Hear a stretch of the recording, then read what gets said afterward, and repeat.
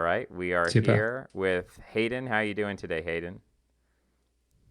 Hi. Very good, thank you. How's the weather over there? Well, we are in summertime and it's just raining at the moment, or has been raining. We've had a pretty good rainy season. Generally speaking, Zimbabwe has wonderful weather, so it doesn't really matter what time of year you're here in, it's always pretty nice. Wow, yeah. Well, you have a great tan, so I can tell you've been enjoying the sun. You've been enjoying the good weather. Thank you. Yeah, I need to get my tan back. I actually was looking at a picture of Trump from 1987 when he started putting out his front page ads in the New York Times talking about foreign policy and getting political. And he looked at the time very pale. He looked he didn't look as this orange glow that you naturally have, but I think he applies some chemical to his skin to get that orange glow. So that's something I'm Yes, I think I hopefully. saw that post you did on Substack where you compared the sort of before and after. Yeah, it's this it's almost, there's within America, you've got California, you've got Florida, where that sunlight exposure is very high.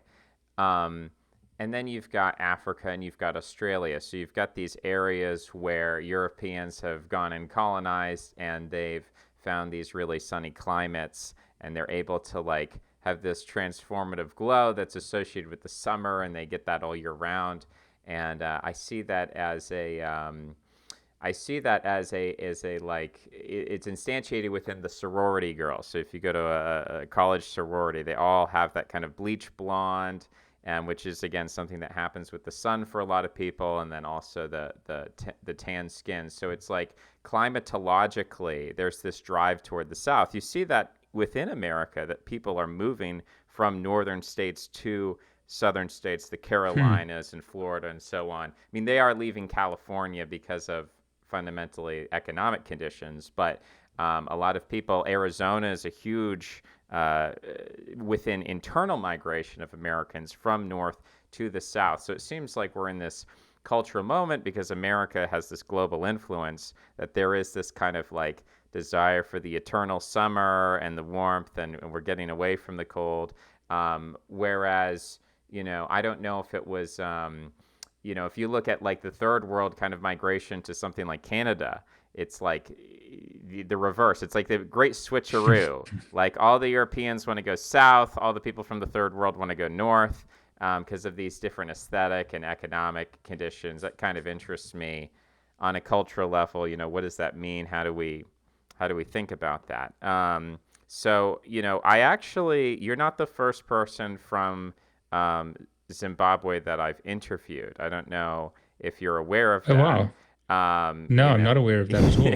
You're very overrepresented. So there's an Indian woman whose family came over during the partition of Pakistan and India.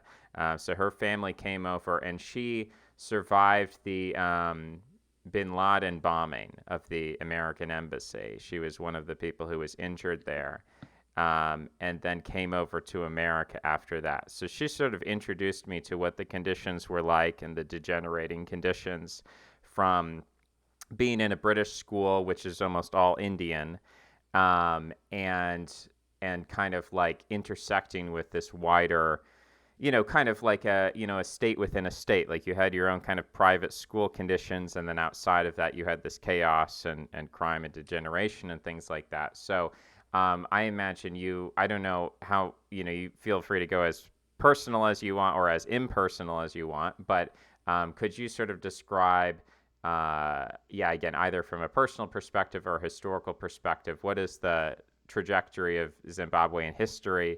What are sort of the phases of that to someone who has no clue about Zimbabwe and your perspective? Sure.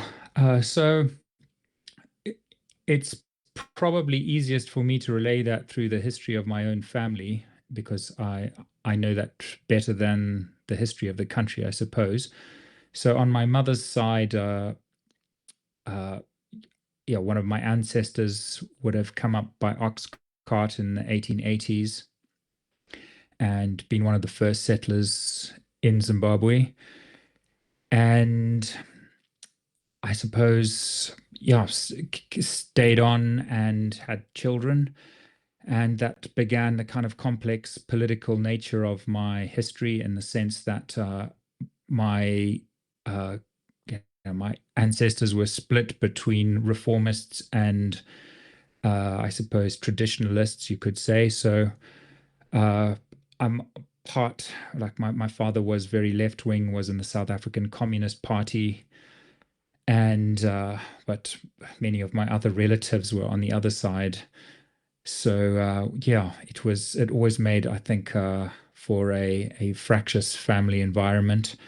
And actually, within the country, within the white community, there were quite a few very different views. I suppose you could liken it to modern day America between Republicans and Democrats. I think that the same kind of divisions existed between whites in Zimbabwe prior to independence as to what should happen with the country, and how the problem of I suppose colonization should be handled. I mean, do you hang on for dear life, or do you give up power, and everything in between? Like how do you actually go about yeah, making sure that you get to live a decent life after yeah, with the changing realities as they are, which I think for colonists was a rampant change in demographics. When my first ancestor will have arrived, I think the estimated population of the whole region was about 200 to 300,000 people. By the time my father was born, that was 2 million. By the time I was born, that was 10 million. And now we're looking at 18 million. So uh, there's been a huge demographic change among the local populace. But for those who came from a colonist stock, that maxed out at about 200,000 in about 1965 and has been falling ever since then. I believe in the last census it was about 15,000. So yeah, very, very few whites left in Zimbabwe now. And yeah, I mean the history is very complicated. I think I don't even really fully understand it, and I think it's quite contested as to what really happened. But in short, Cecil Rhodes settled it, or at least his minions settled it, and then yeah, from about the 1940s and 50s, there was African nationalists who wanted power. Then in 1965, there was a kind of more right-wing white government that was voted in to basically stave off the onset of independence, which then culminated in a Bush war, which ended in 1980, and thereafter we have been in the hands of a new party called ZANU-PF. So you mentioned having communists in your family. So during the war, I mean, my understanding is that uh, the the government, this I'm trying to remember the name. So you mentioned Cecil Rhodes, and it was Ian, the head of the government at that time. I forget his last name. So in 65, Ian Smith was voted in to essentially dig heels in and prevent, or shall we say, slow the transition to black majority rule. Right. So there was Ian Smith, and there was a war where, Ian Smith was at the head of the Rhodesian government. Then you had some, organization. I don't know if it was a single or multiple organizations that would have been considered freedom fighters or terrorists, or depending on which side you were, different labels were applied.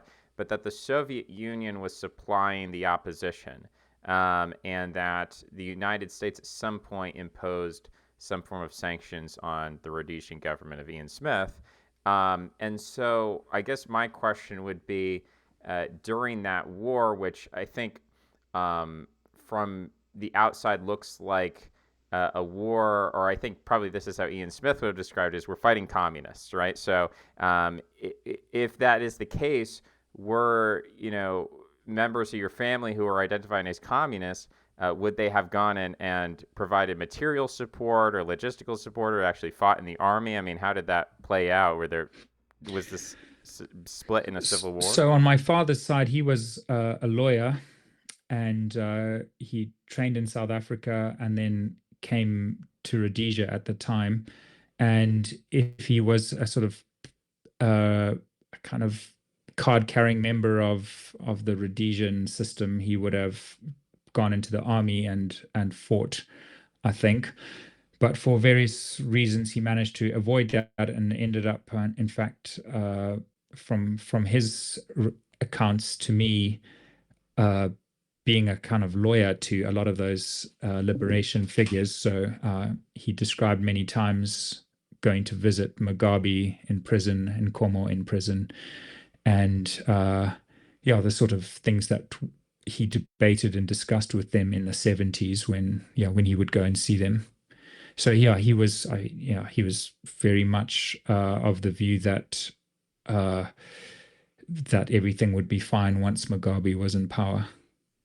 So he actually had some personal contact with Mugabe, and so like how was that?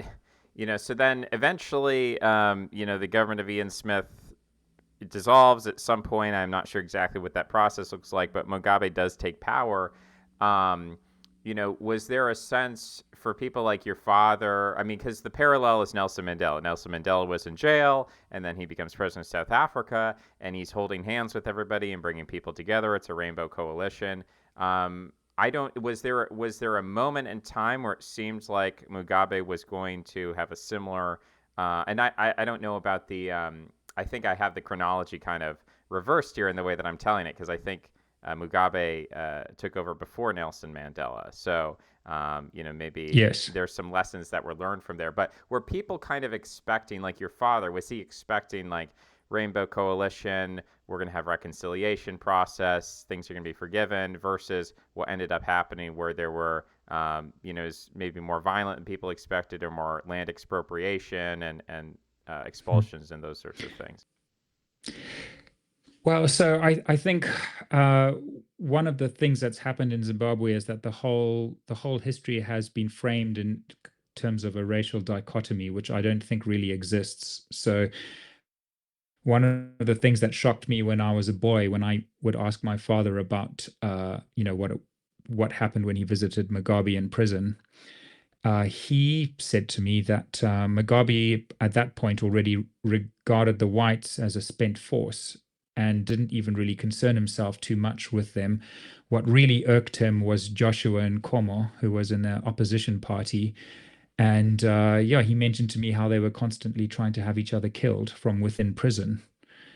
Because really the battle was going to be between which of them took power and did what. And of course, Mugabe did take power, and the first thing he did is go into Matabele land and kill as many Matabeles who he felt were loyal to Nkomo as possible. So, uh, I mean, yeah, it was very violent after independence, but not really racially very violent. It was much more tribally violent, as I think, well, from my understanding of it, after the first elections, the Nkomo guys basically said they didn't realize or respect the result, and many of them absconded from the army barracks with their weapons and went back to Matabele land, loyal to Nkomo still. And then the Mugabe government sent in a whole bunch of troops to go and rectify the situation, you could say, and it was extremely, extremely heavy-handed. So I have to make a correction as you're speaking here. I realized the person I had spoken to was from Kenya, not from Zimbabwe. So two different countries. Okay. I want to correct that for the record. I got mixed up there. But now we're kind of getting into the nitty gritty of maybe tribal divisions within African societies, and certainly I think this is still a huge issue today. I know in South Africa, because it has a fairly large economy, there are a lot of potentially jobs that people could get. The wages, I mean, I think GDP per capita in South Africa is around $6,000 per person, versus, India, I think, is below 4,000. So there is, for a lot of people, we hear a lot of bad things about South Africa of like, well, there's a tax on infrastructure, there's crime, there's murders, there's this or that. And it's like, well, I don't want to downplay any of that, but it is in certain ways better off than some of its neighbors. And so there are a lot of people who would like to go to South Africa, whether, or not a first world person would understand that. I mean, there's a lot of people who would want to go there. And in response, there's like a very explicit and I mean, there are some hateful elements within South African society, not on the basis of races, the black versus white, but on the basis of South African blacks versus these other immigrant blacks who are coming in, and of course, we could look at the Rwanda genocide, and there's so many other examples where ethnic hatreds are so intense, um, and so like I guess kind of moving forward and bringing up to speed. I mean, you're in Zimbabwe right now, so I assume that you've figured out some way to, whatever the external conditions are, you're doing all right. But yeah, what does that transition process look like from, Mugabe is doing these things. He's then getting condemned internationally. There are all these problems. So how is Zimbabwe transitioning forward? What's that process looking like and going toward the future? Oof, there's a lot to unpack there. Well, so what I I suppose I watched throughout my childhood. I watched Zimbabwe slowly disintegrate. So we started off in the 80s with that Matabele genocide. Uh, if you were white, everything seemed to be absolutely fine because the violence didn't really affect you. You just got on and lived your life, and it was really only in the 90s, the end of the 90s, it seemed, when the government decided to start appropriating white land and stuff, that suddenly white people were in the firing line for the first time. And of course, after land reform, things really unraveled quite quickly. I was teaching at a school at the time, and hyperinflation just started overnight, and you couldn't get petrol, and it was just everything really fell to pieces from about 2000 to 2010. It was like 10 years of really, really bad, really difficult living, and a lot of people left. And I mean, across the board. And obviously, a lot of the farmers lost land and they left. But the black middle class, I think, was also gutted. And so, since that time, well, I left during the 2000s and didn't think I would ever return. But actually, in 2010, they got rid of the hyperinflation by, well, I don't think they got rid of the hyperinflation per se. What happened was their hyperinflation exceeded the Weimar Republic, and not even their own army would accept the currency. So overnight, Gideon Gono, then uh, finance minister, just got on national TV and said, "From tomorrow, there will be no Zimbabwe dollar. You can trade in whatever you like."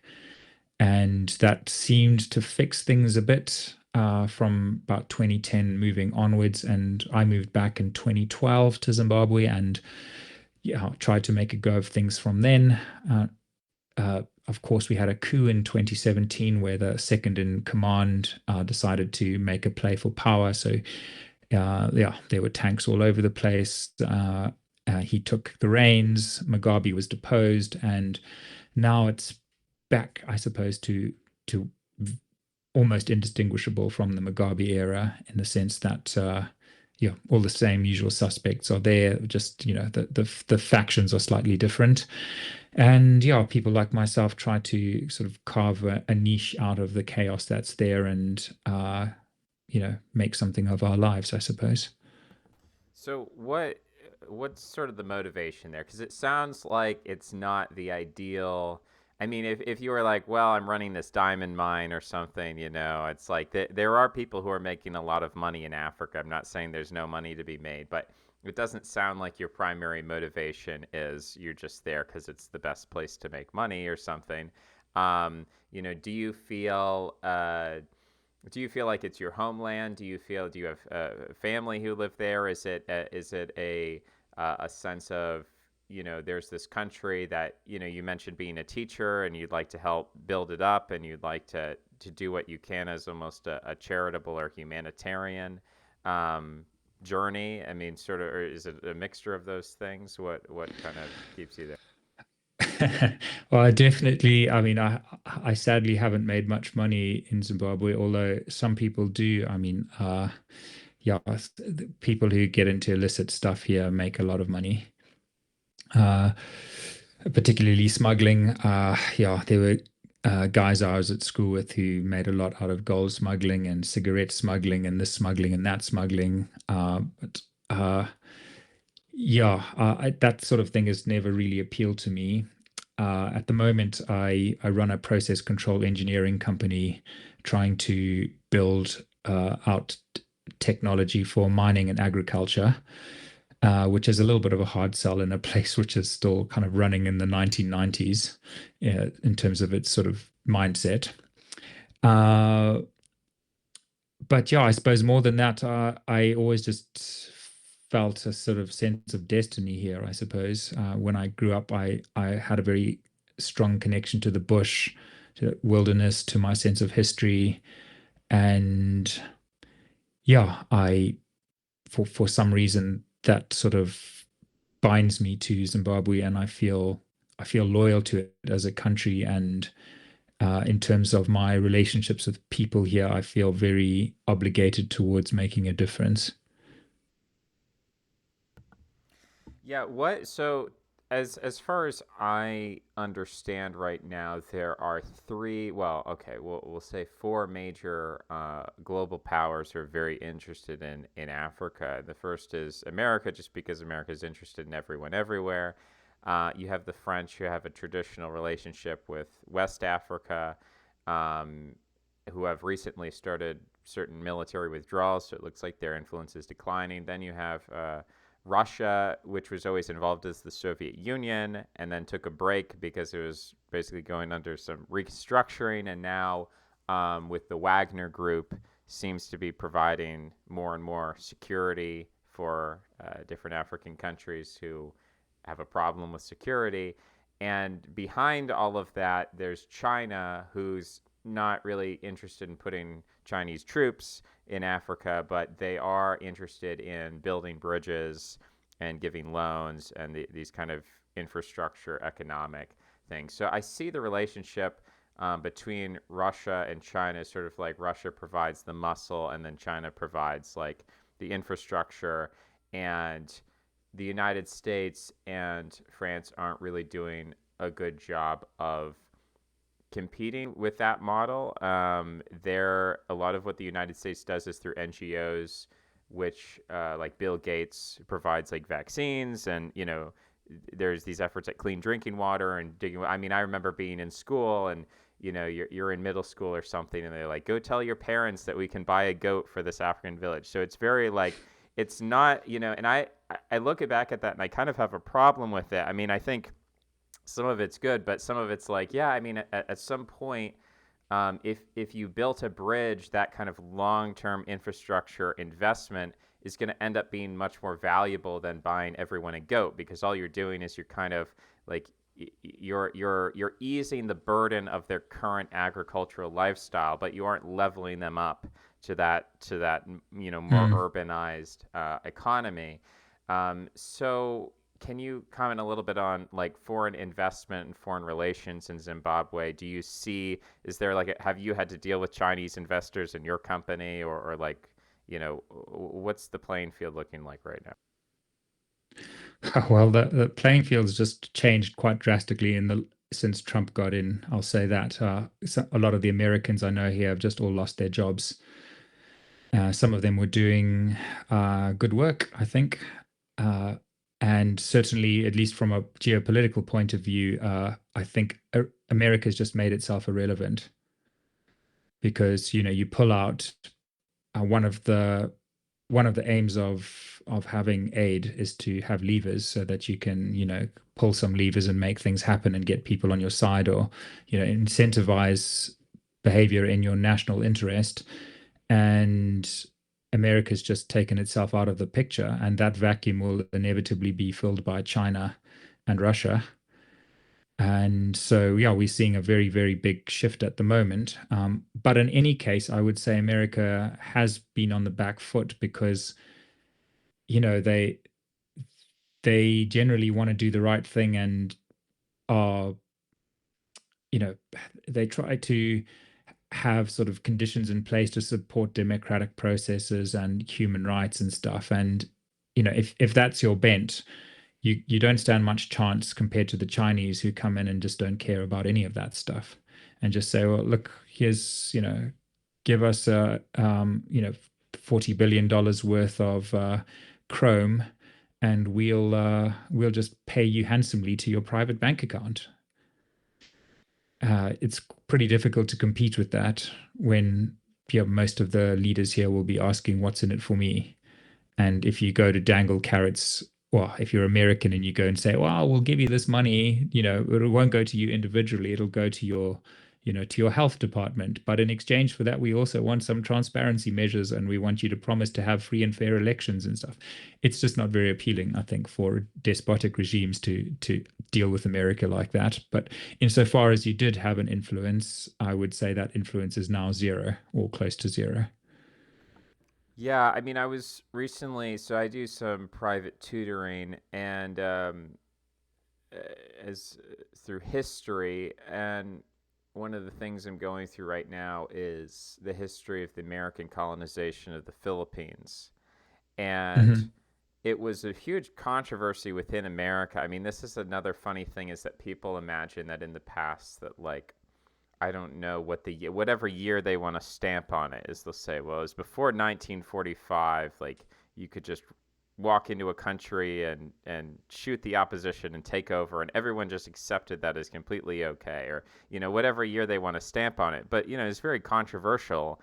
William McKinley was opposed to the previous administration's actions in yeah, just a brutal colonization effort, and protested against that, and there was an anti-imperialist league. So it wasn't just as simple as, like, oh yeah, every white person believed they had the right to go and rule over anyone else in any capacity, and this despotic way.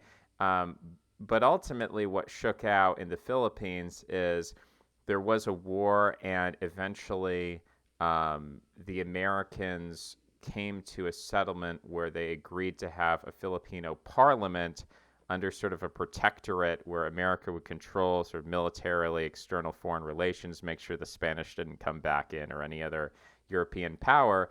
But the Filipinos would be able to govern themselves domestically and transition to full independence, which was then interrupted very shortly thereafter by the Japanese invasion.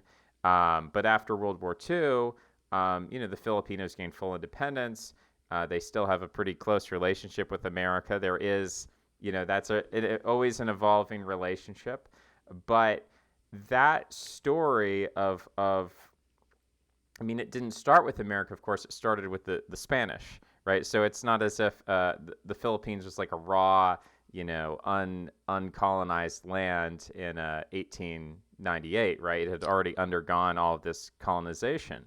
And even before that, you could say, it was colonized to an extent by Islam, right? There were Muslims who came in there beforehand. So there are all of these stages that countries go through, economically, religiously, culturally, whatever, to bring them to a point where maybe they can have democratic, free and fair elections, right? But Europe also went through those stages, right? So it's difficult to go to a country that's at one stage of development. It's also maybe an oversimplification to just say, well, there's this linear stage that all countries go through, and it's this cultural evolution. Maybe that's an outdated model as well. But at least to acknowledge that, what you would do, for example, after the fall of Soviet Union, if you were trying to turn Russia into a democracy, maybe that's going to be a completely different set of steps than if you're dealing with Zimbabwe, what do you do? I mean, what's the appropriate steps? Is it going to be just telling them to be democratic? I mean, this is also the debate with the Iraq War and Afghanistan. Is America goes in and says, okay, well, we want democratic, free and fair elections, and then it's Iranian theocrats who win the elections, and then they don't like democracy, so Mm. it's sort of a self-defeating proposition. So yeah, it's difficult to have a conversation about this within America because I feel like there's this Trump wing which will just say, well, America first, American nationalism, why do we care about Africans? And I actually get, I mean, just most of the comments I get are just like, the value of an African life is negative or nil, and therefore we shouldn't spend a single penny on them, et cetera, et cetera. And it's just a purely emotional kind of reactionary take. And then the issue is that to have a conversation with the left or the liberals or moderate centrists or whatever about this and say, well, you're facing a situation where China and Russia really are willing to step in a big way. How do you be competitive with that? Like, you have your ideals of where you want to be. How do you be competitive with those people right here, right now, in a way that works pragmatically, where you can sort of propagandistically sell that to the American public and say, like, hey, this is in the American interest, but it's also, it's kind of like, I don't want to say it's a free market, but like you said, if you're an African government and you're looking at the options, like, you're going to choose the one that's better for you and your own self-interest. And there's really no way around that other than send in troops and topple the government, direct colonization. So, having an honest conversation about that, where you make it work for Africans, you make it work for Americans, everybody's happy, and you're competitive with the Russians and the Chinese. I mean, maybe 20 years ago you didn't have to think about that because the Chinese economy in some respects was at African levels 20 years ago. Mm. This is an exaggeration, but I mean, similar thing with Botswana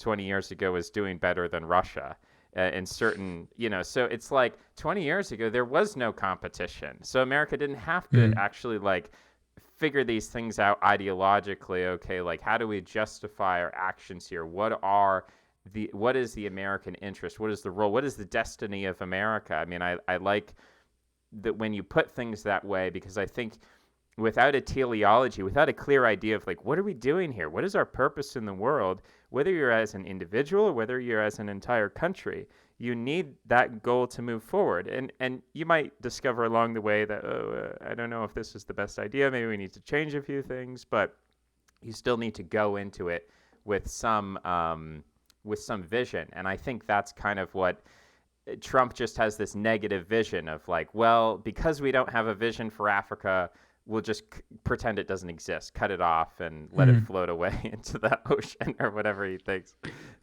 So yeah, give me your feedback on American politics. Well, on the one hand, I do think aid is kind of belittling and infantilizing, and probably no clearer case of that exists than Malawi. When I visited there, it was such a kind of dystopian hellscape from my view, coming as a Zimbabwean, because all of the trees had been cut down. Uh, their infrastructure was appalling. I didn't even see a bird. I mean, everything has been eaten. The fish were completely fished out of the lake. And when I asked Malawians, guys, what do you see as the future here? I'd have learned people tell me that they needed more aid. And yeah, as a kind of like an aid colony made helpless by aid simultaneously. And in a way, so I think aid given in the wrong way and with the wrong spirit of mind can produce some perverse outcomes. And it might be better in the long run for these African countries for themselves to have to work some of this stuff out.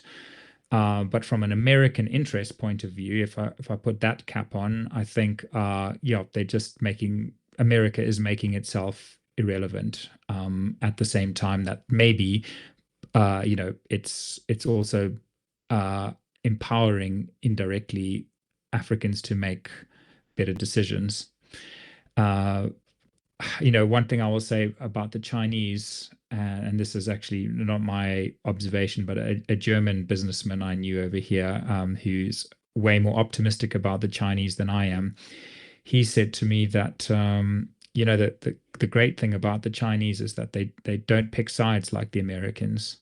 Americans usually will just, decide who the good guys are, like it's the A team or something, and then just dig their heels in and decide, yeah, we're going to support this guy. And sometimes it's the wrong guy, or there is no good guy. I mean, that's just something that Americans don't seem to always get their heads around, or at least the diplomats here, is that there can be no good guy. And my German mate said, yeah, the thing with the Chinese is that they'll come in here and they'll just make a deal with whoever's in power, and they don't care who's in power. So in a way, it's actually very destabilizing, because it's not like the Chinese will have any loyalty to you. They'll come in and they'll sign a deal with you, and if you get deposed, they'll just sign a deal with the next guy. There's no kind of loyalties like there is with Americans and Europeans, where they kind of have this sort of, yeah, they kind of do some maths and speak to their guys at home and then decide who's the good guy. you know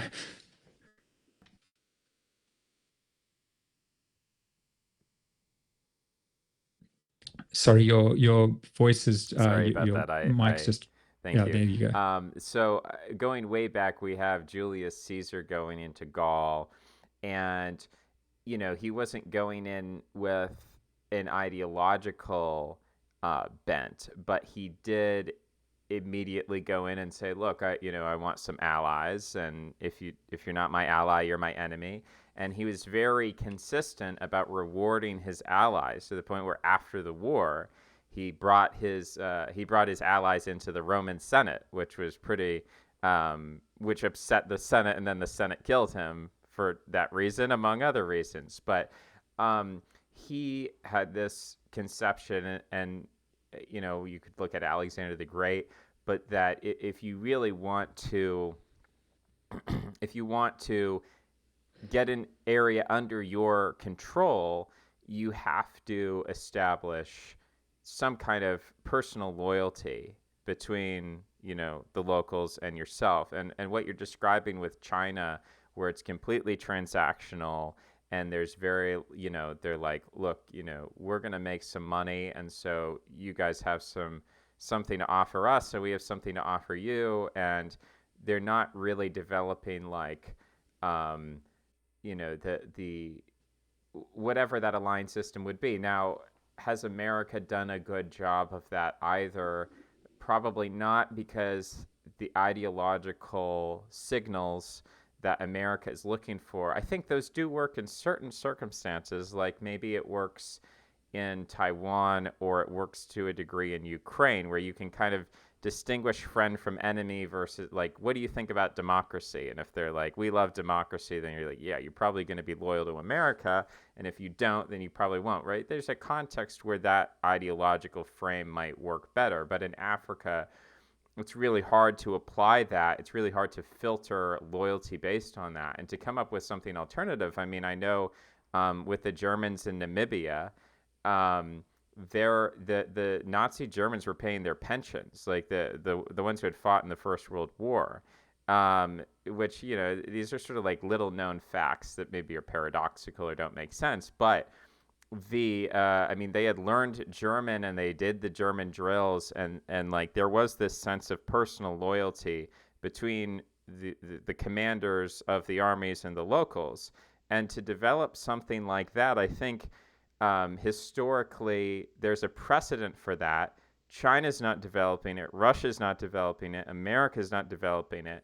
And I don't know what that looks like in the 21st century. I don't know if it looks nice, or if it even in the short term looks um, helpful. But I do think that this is kind of part of state formation. I mean, this is what the age of nationalism and Napoleon brings in, as he says, like, no, it's not just a feudal order with the king on top and tells everyone to do, but no, every citizen is invested in the state. We're all invested in the state. We can all fight in the army. We're all here to defend our homeland. So developing something like that. I mean, one example you could say would be like Saddam Hussein or Bashar al-Assad, like the Ba'athist Party, this secular nationalism that they came up with in the Arab world, and it seems like that's maybe at the end of its rope. I mean, if it wasn't already at the end of its rope, there's still continued problems in Syria. Um, Iraq is still divided along sectarian lines. So, I mean, how long does it take to like take a nation state which is internally ethnically divided, or just that concept of loyalty to a process, loyalty to a constitution, whatever that Mm. central loyalty is. From my perspective, it almost doesn't matter to an extent whether it's a religious loyalty, a political loyalty, or just like a tribal ethnic loyalty, but having a stability about that. So at least people know what to expect. Like, okay, I might not Mm. agree with this hierarchy, like the Indian caste system or something. It's like, oh, I don't agree with this hierarchy, but it's something that is regular and it provides security for people and it prevents like constant coups and civil war. So you can start to invest. Like, I think even China would benefit from that if they like, yeah, they're willing to deal with whoever, but wouldn't you make more money if you knew there wasn't going to be a coup and you knew that there was a peaceful transfer of power and so on? Like you could probably put in more money into that. So I don't have a solution, but that's kind of the Mm. meta problem as I'm formulating it. I mean, I suppose one thing that could be said for the Chinese is that they seem to have a degree of humility in the sense that they have an idea of what they can and can't achieve, and so they tend to just be like transactional, I think, because it works for them, and they're like, well, look, we can't turn Africans into Chinese people. We can't make them like us, so we just are gonna deal with them in the way that transactionally works for us. Whereas I think when European colonists came to Africa, at least the Brit ones in Southern Africa, the whole idea is that they could make an African into an Englishman, and uh, yeah, I and that project didn't really go as planned.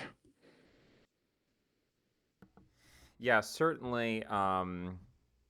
I think obviously the population growth that you spoke to shows that something did happen, right? There was a transformation from before colonization to after colonization. So I wouldn't say that, the British project maybe it failed in achieving the goals that it wanted to achieve, but it succeeded in doing something. I mean, it succeeded in Mm. this massive population growth, which is simultaneously an asset and a liability in the sense of China had to deal with this with the one-child policy. Is that actually the Chinese birth rate was quite high, and they realized that if they wanted to create a middle class, they needed to slow down the population growth so that they would have the resources to dedicate to education.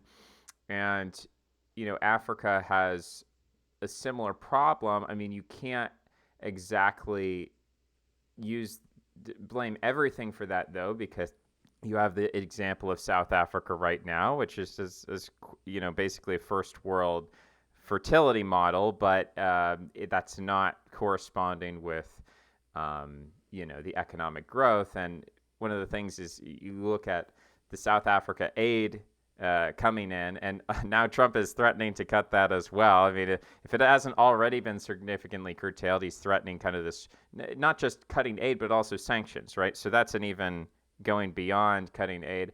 And, I think there is some evidence that basically a lot of the South African economic growth post apartheid was, first of all, you relaxed sanctions that had already been in place. So that just grew the economy sort of naturally.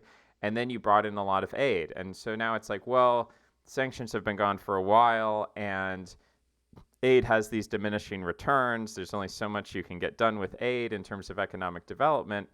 But now it's almost like this Japanese stagflation where the Mm. fertility is low or relatively low for Africa, and the impact of aid is diminishing and it's maybe decreasing, and now you have this I guess Trump is throwing in this curveball. I mean, South Africa is in BRICS, so that's another one.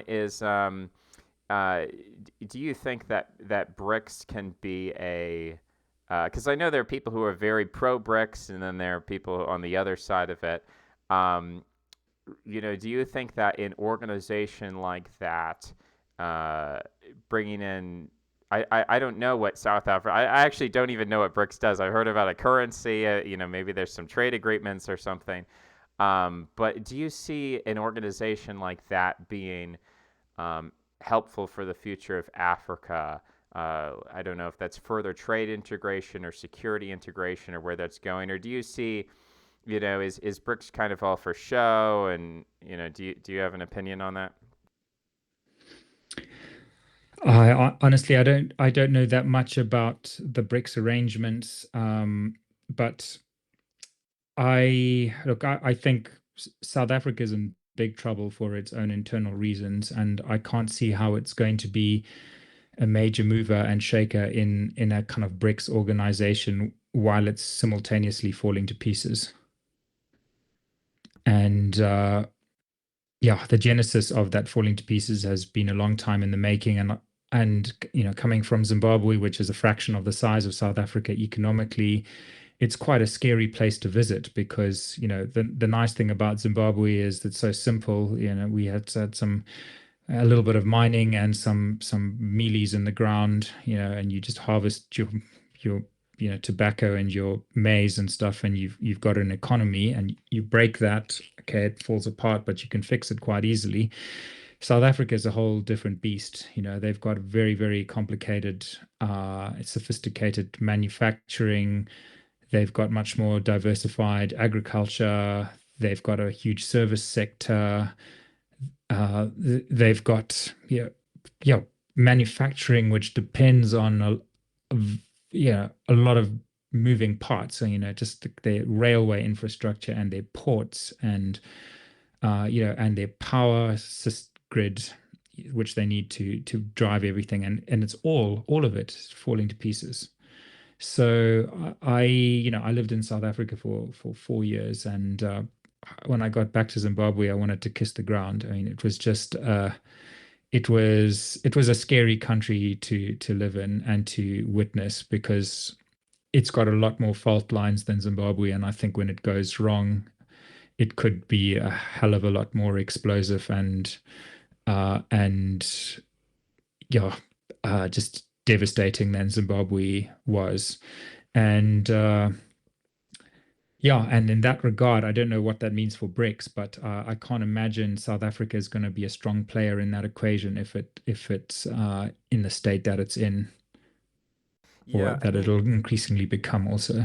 this is my big comparison between South Africa and India. South Africa is technically wealthier per capita than India, but no one ever puts the same in this two sentences together and compares them because the radical difference is that India has this stability. Now, relative to the West, okay, there's some separatist movements in the South, and you have Kashmir, and you have territorial disputes and so on.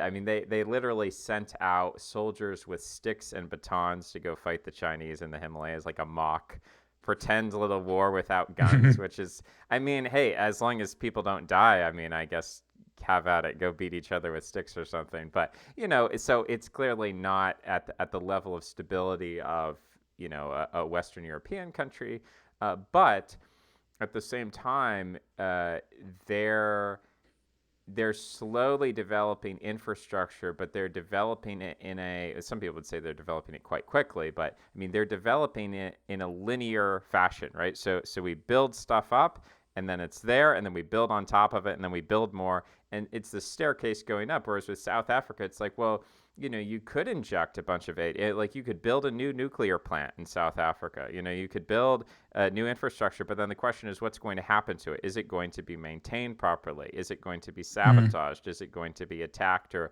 whatever? People taking the copper out of the power lines that go to the nuclear plant, so it doesn't even matter there's a nuclear plant. Um, Government corruption. These issues make it so that even if you do inject some lifeblood into there, you don't know whether it's going to just be spilled on the ground and wasted. And so people feel safe investing in India. They don't feel as safe investing in South Africa. Um, and yeah, it's interesting to hear you say that because again, I'm looking at these kind of dry, like single number, GDP figures, and I'm like, okay, South Africa is a better country because of this. But I think that what you're describing is this instability that comes from having all of this wealth built up, but uh, not not having a certainty about where is it going? What is it going to do? I mean, is this system going to collapse? What does that look like? Um, I I always tend to. I mean, I'm not a very good predictor of these things. So with the Alawite regime with Bashar al-Assad, I saw, oh, certainly he and the Iranians and the Hezbollah and like Russia, they're all going to come together and they're all going to like piece this thing together because that's what they've been doing for 10 years or something. And they're just going to keep kicking the can down the road. And maybe things look a little bit worse, but there actually was a systemic collapse. Like Assad left the country and you had this regime change. Now, in a sense, that is kind of bumbling along in its own way. But I mean, I guess since South Africa, since the end of apartheid, it hasn't really had a coup. Do you think that, um, for other African countries, it's like, okay, they had a coup, that's just the way it is. I mean, is that sort of the future of South Africa, is having some kind of military intervention and the end of formal democracy? I mean, it's a great question, and I wish I knew the answer. What I find frightening about South Africa is that it's the leadership is so incompetent that they don't even have like a monopoly on force. For example, I mean, I don't know if you recall during COVID there was some kind of riot that broke out in Natal, and the it was really bad, and I think it had been fomented by Jacob Zuma to an extent, like a kind of his disgruntled political faction. And I was just amazed that this thing just spun out of control. And then it emerged during these riots when they started just torching trucks, breaking into department stores, stealing fridges and televisions, and it was happening, over the course of many days, seemingly, and it seemed like the military couldn't step in. It just became apparent that they didn't have any weapons, and from the people I knew in KwaZulu Natal, I spoke to one friend of mine who said that the cops were calling up citizens to ask them for weapons. So, I mean, I find that kind of quite scary because one thing a despotic regime needs is force, and if they're so disorganized that they can't even organize force, that's a bad sign, and it points to some instability. I mean, Zimbabwe, for its faults, there's no question that the state has got the monopoly on force, and that's obviously also a bad thing in some ways, but you don't ever worry about there just being absolute mayhem on the streets and people just going around looting and destroying your country in 3 days. Whereas I could see that happening in South Africa, where some spark happens. The cops have all sold their guns to armed criminals who they then can't defend themselves against. The one thing that I think is probably South Africa has going for it is that the residents, the citizens themselves, are all armed to the gills. So, if there is stuff does kick off, on the one hand, there's, people will probably form vigilante groups to protect their neighborhoods, as I think happened indeed during that Natal disturbance. Uh, but it also bodes poorly for how things could unfold. So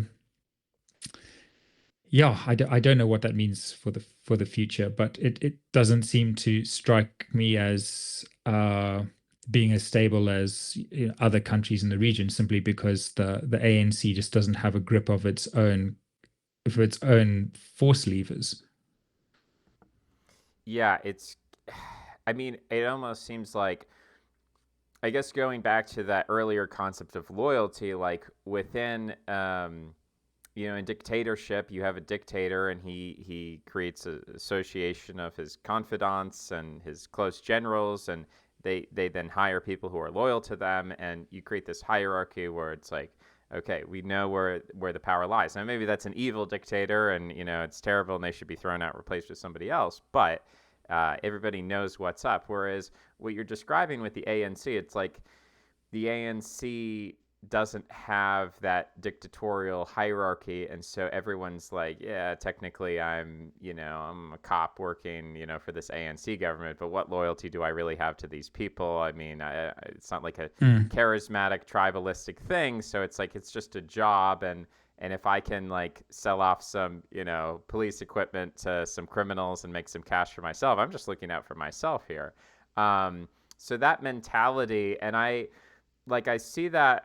Obviously, America's just in a totally different universe, but I see that mentality, that destruction of civil loyalty and investment in the state, where it's like, Mm. I'm just here to get my own thing, and I'm just trying to extract some resources from the system before it collapses. Now, I don't think America's going to collapse, but it's still a mentality that I see emerge among people, that people feel like, well, why would I become emotionally invested in a system that is, it's not even about whether the system cares about you in a certain sense. It's not like, oh, I'm invested in the system because it's a nice system or something. It's like, why would I be invested in a system that doesn't even believe in itself, that wouldn't even defend Mm. itself, And so there's that element of self-preservation, that the state needs to project its own ego to dominate the population. And if it doesn't do that, then no one respects it, and then everyone Mm. becomes a pirate and a profiteer and so on. So, yeah, I mean, I still believe that South Africa. It just, I guess, I don't know enough about it to definitively say this, but my instinct is that there are a lot of criminals in South Africa, but they have the same mentality, and there's no one. It's not even about idealism, but no one has that ego to stand up and say, you know what, I'm going to take control of South Africa. And so, because there's no one with strong enough ego, it just means the thing will sort of kick along. And that's sort of how all the Roman Empire was just like, it would just kick along until there's some external force like the Germans or something to invade it. Um, these things can go on almost indefinitely. It doesn't mean that things won't get progressively worse, but just that there won't be that like massive coup that in other African countries where there is less of that corrupt democratic whatever system you would call that. Um, there are people, especially in the military, who have a sense of ego, and they're like, I want to take control of this state, and I've got my guys who are close to me, and I don't know. I think in that sense we might look back, and I mean, in what you're describing of like preferring Zimbabwe over South Africa, it's like, well, maybe in some ways the Mugabe approach was healthier in the long term than the Mandela approach, because the Mandela approach almost like hollowed out the ego, whereas the Mugabe approach just like brute force, like, yeah, I'm taking over this country. I don't, that's my controversial thesis to end on. Hmm. Yeah, I mean, maybe there's something in that. I'd have to contemplate that a bit. I mean, one thing that differentiates South Africa from Zimbabwe is that it always has had many more fault lines in it. So, in Zimbabwe, we've got what, like three or four ethnic groups, and among the whites, there's only one real group, which is, Anglo-Saxon heritage people, and no other real power players there. But in South Africa, you had the Afrikaners, you had the English, then you've got way more different tribal groups, and then on top of that, you had the kind of a state which had a much deeper imperial history. So, the institutions that were and safeguard separations of powers and stuff were more developed in South Africa than they were in Zim. So I think it was superficially things would turn out better in South Africa because these, like the Supreme Courts and the yeah, on paper anyway, the constitution and everything is much better set up than in a place like Zimbabwe, which just didn't have a long history of institutions. And so arguably that means that South Africa would start off on a better wicket, but whether or not you end up in a better wicket, I think goes to some of the factors you talked about earlier, is that you have to really believe in systems for them to work.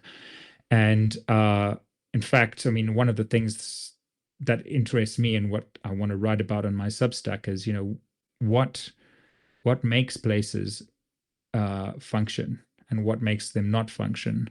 And the interesting question to me is not so much like why is Southern Africa in such a mess, and why have all of these institutions failed? To me, a far more interesting question is, considering that these small tribal groups are the kind of default state of humanity, why is it that my own ancestors in Scotland and Ireland, who were living in a state almost undifferentiable from what Zimbabwe is now, for example, what on earth made them break free of that? And even then, for just a small period of time, why what is it that caused them to transition from tribal groups into developing allegiances with nation states and systems and things? And I suppose, how does that unravel also? Because I think much of the Western world, those institutions and cultural belief systems that took for granted are unraveling as we speak. And I think I find it a little bit terrifying talking to some Westerners, because they seem to think their civilization is almost sort of God-given, or somehow it's an automatic thermodynamic equilibrium where it just ends up back at everything being fine. And I think, well, at least for me, growing up in Zimbabwe and watching, these what seemed like pretty robust colonial institutions just collapsing in the space of a few years.